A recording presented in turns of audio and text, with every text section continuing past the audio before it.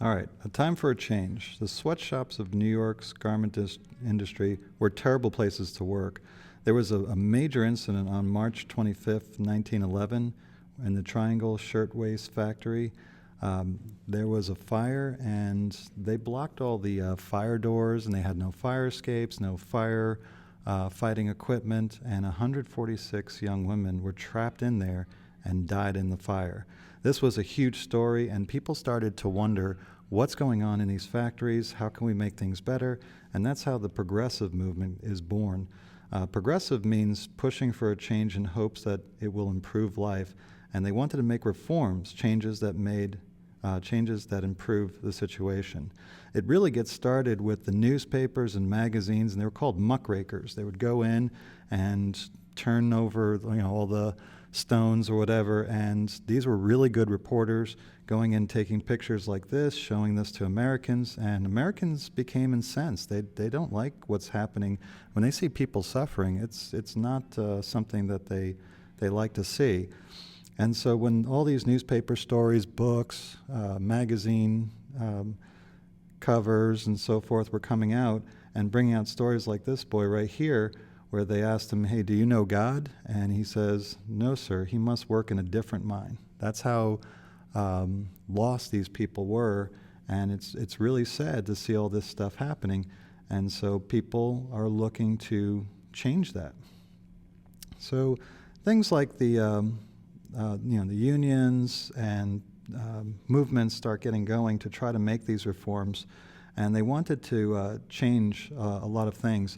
And things like excessive alcohol consumption, political machines, like we talked about in Chapter 4, where all these politicians were cheating to win elections. They were doing all sorts of dirty tricks. And when you have politicians that unjustly get into positions of power, they're not going to respond to the people. And things like this happen. Bad things happen to people. Nobody does anything about it, because they only care for how they got into it. It wasn't the people that put them in there. So where should the progressive movement begin? Should it start with child labor laws? Should it start with the ban on the sale of liquor? What exactly was progress? Where should you begin? What should you focus on? And people could not agree on what to do first.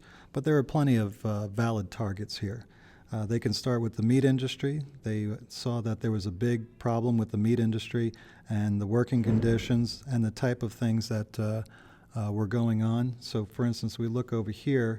This is a first-hand accounting of Chicago meatpacking facility. They said there would be meat that had been tumbled out on the floor in the dirt and sawdust, where workers had trampled and spit uncounted billions of consumption germs. There would be meat stored in great piles in the room, and the water from leaky roofs would drip all over it, and thousands of rats would race upon it. It was too dark in these storage places to see well, but a man could run his hand over these piles of meat and sweep off handfuls of dried dung of rats. These rats were a nuisance, and the packers would put poisoned bread out for them. They would die, and then the rats, poisoned bread, and meat would go into the hoppers together. And this is what people would be eating, buying from the supermarkets, meat that was mixed in with dead rats and poisoned bread. And this is not something that people are going to like to hear. And so they're going to want to do something about it. They also focused on useless medicines. Remember Rockefeller's father? He would sell these snake oil vials that would not help people. In fact, it might even hurt people. And so people wanted to set up an organization, and so that's where we get the Pure Food and Drug Act in 1906 to try to stop people from selling things that are not really medicine as medicine. And then finally, probably the biggest thing, all this political corruption going on. Many elections were bought by politicians intent on staying in power. Lincoln Steffens wrote about the government corruption in The Shame of the Cities in 1904. So this is nothing new. I mean, politicians, when you're going to have politicians, you're going to have corruption. And so all of these things really come to a head. People are tired of being pushed around by these politicians and captains of industry, and they want to do something about it.